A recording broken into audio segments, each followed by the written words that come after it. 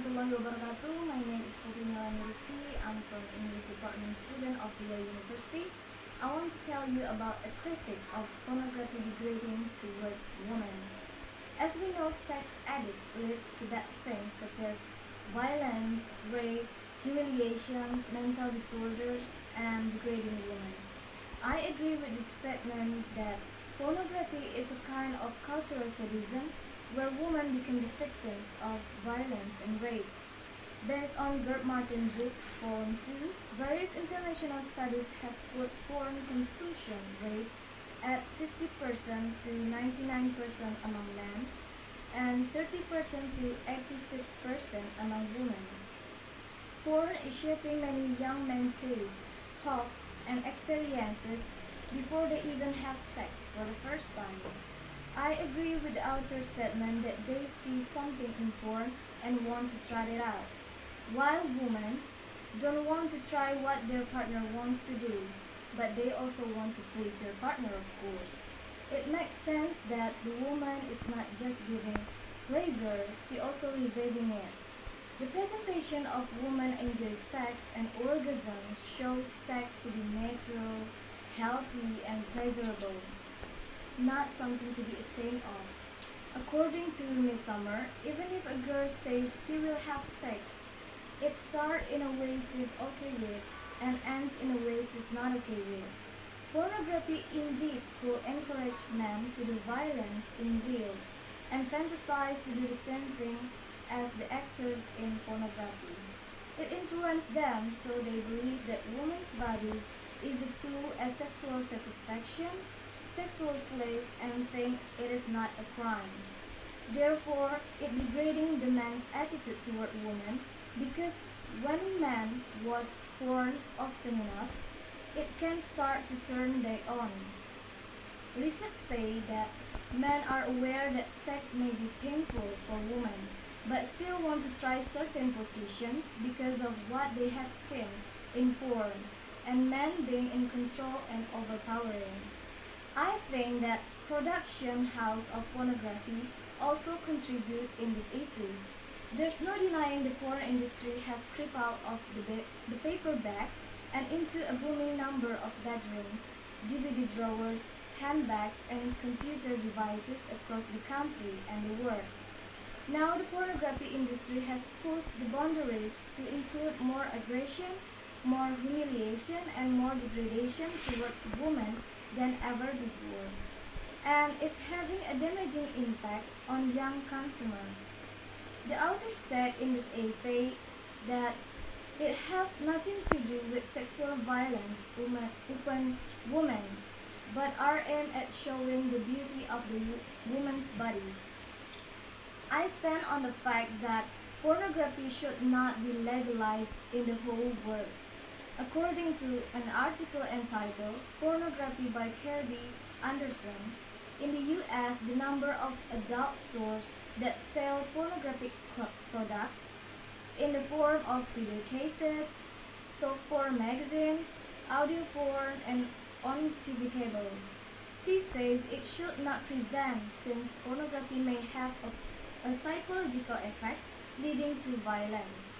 Besides, pornography constitution already specified in Article 4, verse 1, to explain that every person is prohibited to manufacture, produce, reproduce, copy, distribute, broadcast, importing, exporting, offering, reselling, or providing pornography that includes coitus, masturbation, violence, and impressive display of nudity or genitals.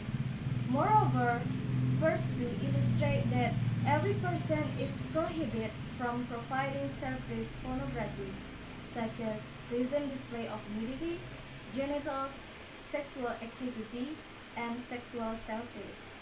Also, pornography undeniably is degrading towards women in the first place because being a sexual slave is not the predestination of women as human beings. People are not animals that simply follow their primitive instinct. They are capable of controlling their desire and understand what is appropriate and what is offensive to women. It is impossible to believe that all these horrible things would not be degrading men's attitude towards women. Moreover, porn harms also say that men who view pornography regularly have a higher tolerance for abnormal sexuality, including rape, sexual aggression, and sexual promiscuity. I suggest women should be more careful against the men. Even the closest people can do harm, can do rape, and so on. And who knows that person watching pornography or not? According to psychotherapist David Schultz, half the rapists studied use pornography to arouse themselves after, before they seeking victims. And Malamud says every single man watching pornography is not necessarily a rapist, but he actually can become a potential one. Flood also states that men who frequently use violent or rape porn are more likely to report that they would rape a woman if they could get away with it.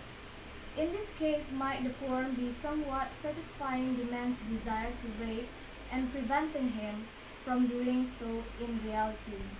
However, the violent porn can give violent or sexual offenders venues to act out their fantasies. The watchers of violent porn may gain inspiration to go and act out their fantasies on innocent women. Therefore, pornography is a real drug. Likewise, the author described that the more time man spends watching pornography, the harder pornography with different differentiation he needs to experience sexual satisfaction. Every woman starts being a sexual object for a man, and her personal characteristics become unimportant. Pornography indeed causing bad effects for women also. The effect of sexual violence, including rape, may include physical trauma, emotional, and psychological. The first impact is depression. Depression is a serious mental health issue and doesn't signify weakness, and not something that is expected to heal on its own as easy as turning the palm of the hand. The victims, especially women, can be lack of motivation, lacking empathy, isolate from others, anger, self-mutilation, or suicide attempt. The second is rape trauma syndrome or RTS, which is a life-threatening situation for women. Immediately after the rape, survivors often experience shock. They tend to feel cold, vain, disoriented, or mental confusion, shaking, nausea, and vomiting. Most mental health experts believe that the victims is common to experience insomnia, surprise response, tension headache, agitation, aggression, isolation, nightmares, and increased fear and anxiety. The victims of rape and sexual violence also experience unique problems after the attacks, such as pain abdomen or lower back, and throat irritation due to oral sex, unwanted pregnancies, fear of sex passion, and even loss of sexual interest. And then the worst part is suicide. A study in 1997 stated that more than 1,000 female students in Canadian schools indicates that sexual harassment can lead to suicidal behavior. The study found that 23% of girls had experienced at least one incident in the form of unwanted sexual touch, comments, and sexual treats. These impacts will always be felt by women, and in the end, only women who are in pain. However, pornography should be banned, 100% banned, for every people. That's all my critic. Thanks for watching. Assalamualaikum warahmatullahi wabarakatuh. Goodbye.